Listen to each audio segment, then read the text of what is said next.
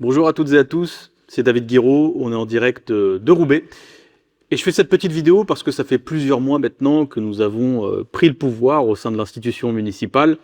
Et le but est de faire un petit point d'étape, un premier bilan, de tirer des premières leçons de l'exercice du pouvoir dans une grande ville de 100 000 habitants qui est Roubaix, pour évidemment les habitants, mais aussi tous ceux et toutes celles qui s'intéressent à la vie de notre ville et de l'exercice du pouvoir par un maire insoumis.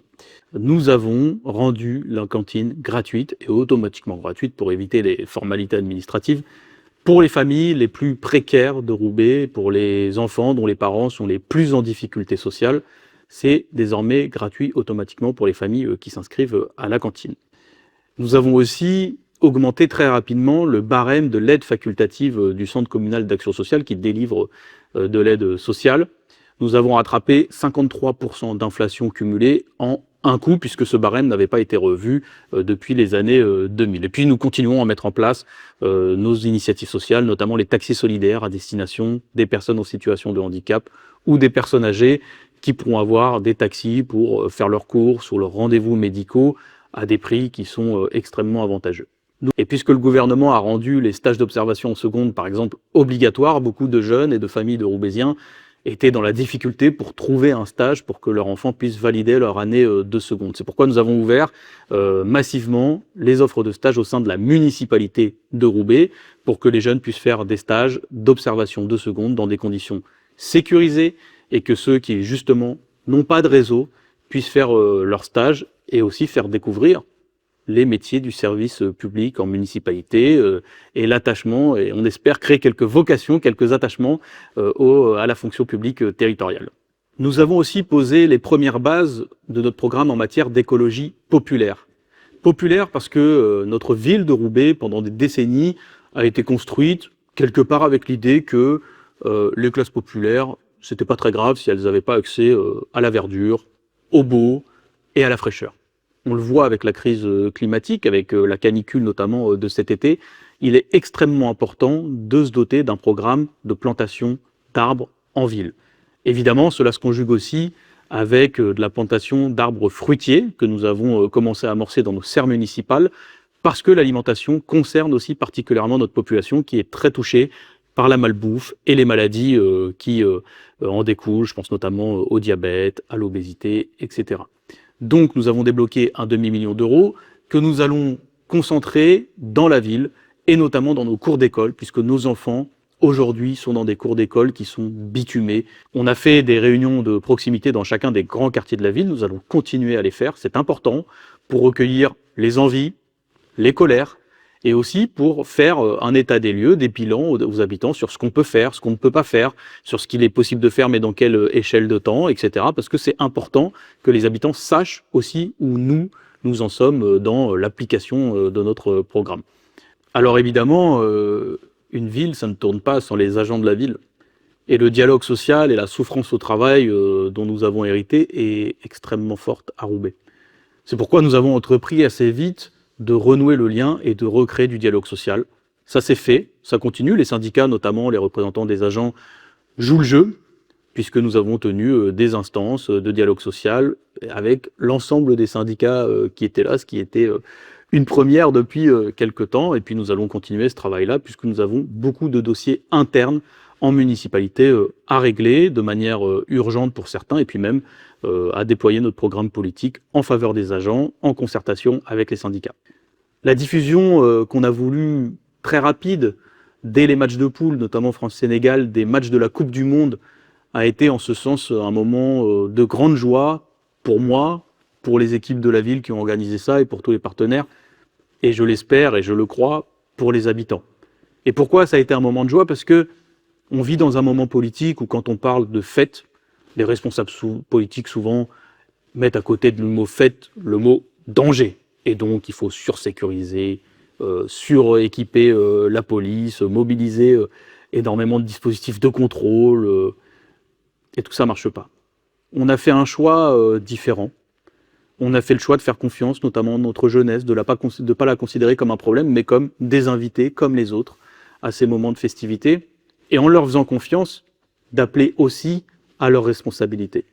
Et je constate que cette organisation de Coupe du Monde, cette diffusion de beaucoup de matchs qu'on a organisés à Roubaix, ont fait de nous un endroit scruté, regardé, et un endroit aussi où ça s'est globalement très très bien passé dans l'organisation de la Coupe du Monde.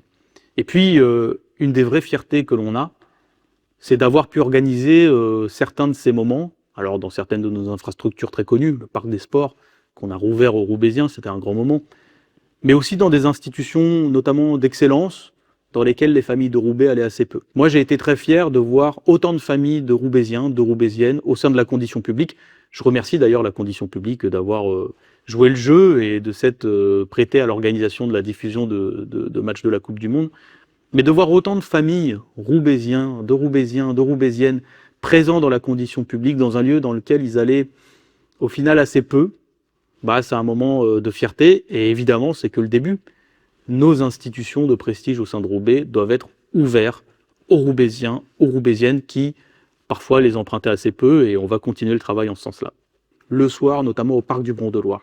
Et nous avons agi avec efficacité pour contenir, limiter et réduire au final considérablement ces nuisances. On reste vigilant évidemment surtout l'été pour pas que ça continue, mais nous avons vraiment réduit les nuisances dans ce quartier populaire qu'est le quartier de l'Épeule, et nous allons continuer à le faire. Il y a d'autres problèmes de tranquillité sur lesquels nous avons beaucoup avancé. Sur l'avenue Le Nôtre, notamment à Roubaix, qui est bien connue des Roubaisiens, il y avait beaucoup de rodéos, beaucoup de problèmes de tranquillité. Eh bien là aussi, en concertation avec le maire de Croix, nous agissons pour réduire les problèmes de tranquillité. C'est qu'un début. On a aussi beaucoup de sujets dans beaucoup de quartiers, beaucoup de sujets dans notre hypercentre, dans notre centre, sur l'avenue Jean Lebas, sur lesquels nous continuons à être mobilisés parce que la tranquillité, c'est mieux quand c'est un maire de la France Insoumise qui s'en occupe. Bon, voilà un petit aperçu de ce qu'une municipalité peut faire en à peine quelques mois, mais je veux maintenant vous parler d'un autre sujet qui a fait couler beaucoup d'encre, qui a déclenché beaucoup de commentaires. C'est celui de la relation entre un maire insoumis et les autres institutions. Parce que pendant la campagne des élections municipales, tout le monde l'a dit, si David Guiraud, maire La France Insoumise, est élu, plus personne ne voudra travailler avec Roubaix. Eh bien, je vais vous faire aussi un petit retour d'expérience sur ce sujet-là. Eh bien, après seulement quelques mois de mandat, je peux l'affirmer, Roubaix n'a jamais été aussi forte, aussi présente vis-à-vis des autres institutions qu'elle ne l'est aujourd'hui, et ce depuis des décennies. Alors, il y a des raisons à la présence maintenant de Roubaix et à la force de Roubaix parmi les institutions. C'est pas de l'autopromotion de David Guiraud, c'est parce que nous avons adopté une ligne de conduite que je peux résumer globalement en 3 points. La première ligne de conduite que nous avons adoptée, c'est celle d'assumer. Nous assumons de défendre pied à pied les intérêts de notre ville et surtout les intérêts des habitants de notre ville. Le deuxième axe de conduite que nous avons adopté, c'est que nous sommes une force sérieuse. Avant que nous arrivions, le discours qui régnait, c'était notamment vis-à-vis de la droite roubaisienne, c'était de dire « mais quand on investit 1 euro à Roubaix, on a un peu l'impression que ça tombe dans un trou noir », parce que les dossiers étaient soit pas suivis, soit parce que malheureusement la ville a été secouée par des affaires qui ont d'ailleurs conduit à la démission d'un maire. Le nouvel exécutif que je représente est une force sérieuse, crédible, parce qu'on travaille. On travaille les dossiers, les élus travaillent leurs dossiers, les services travaillent leurs dossiers. Et donc nous défendons des propositions rationnelles en prenant en compte les contraintes des autres partenaires, notamment au sein de la métropole, mais nous travaillons. Et nous sommes aussi un exécutif avec une qualité importante, la probité. Et la troisième ligne de conduite que nous avons adoptée, c'est justement d'engager des discussions autour de projets. Ce qui a plombé Roubaix pendant des années, c'est que l'exécutif de la ville était incapable de proposer des projets. Et quel que soit le degré d'accord ou de désaccord qu'on peut avoir avec les autres membres de la métropole européenne de Lille, si la ville est incapable elle-même de développer des projets, de développer des priorités, des axes de bataille, de conquête, de désaccord, d'accord, de travail, de coopération, eh ben c'est sûr qu'on n'avancera pas. Et donc, c'est à partir de l'élaboration de projets qu'on arrivera à embarquer, à convaincre les autres membres de la métropole ou se battre pied à pied pour que le projet aboutisse. Parce que nous parlons de propositions concrètes. Les discussions avancent sur plein de sujets. Et ça se passe plutôt bien.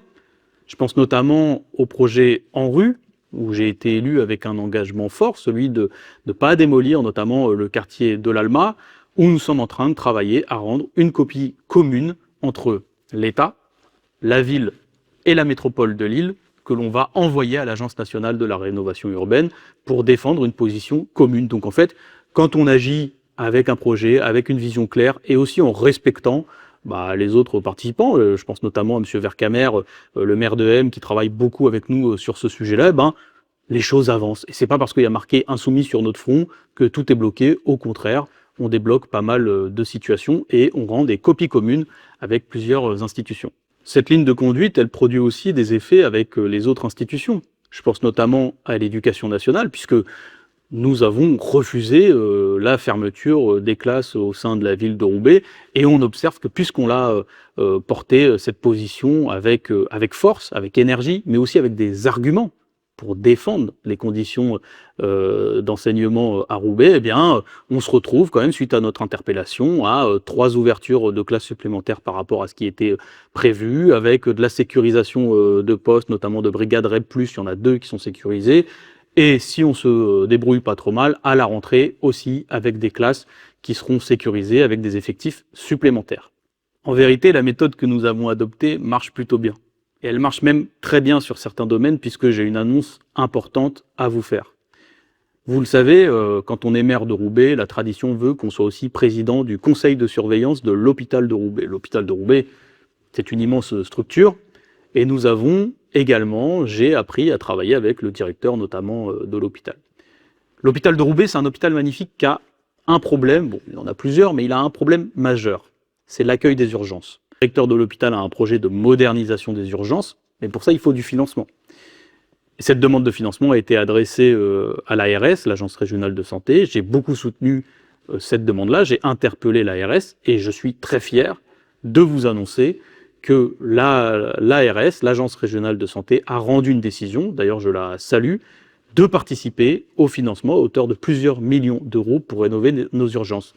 En d'autres termes, on va, durant le mandat que j'occupe, et j'ai cette grande fierté, on va enfin refaire nos urgences, les remettre à niveau pour garantir aux professionnels d'exercer dans des bonnes conditions leur travail, et pour les patients, pour les habitants de la ville, d'être reçus dans des conditions dignes. Et ça, c'est un élément de bilan que je souhaite mettre en avant parce que je le trouve extrêmement important, parce que l'accès à la santé n'est pas tous les jours facile dans notre ville de Roubaix, et l'accès aux urgences va être enfin, il y aura une phase de travaux pas forcément agréable, je préfère prévenir, mais va être enfin considérablement amélioré. Et ça encore, on s'est retrouvé face à une agence régionale de santé qui a certes entendu les revendications assez fortes qu'on a posées, mais qui a accepté au final, et donc qui a pris une décision responsable que je salue et qui est une vraie victoire pour nous et pour les habitants de la ville.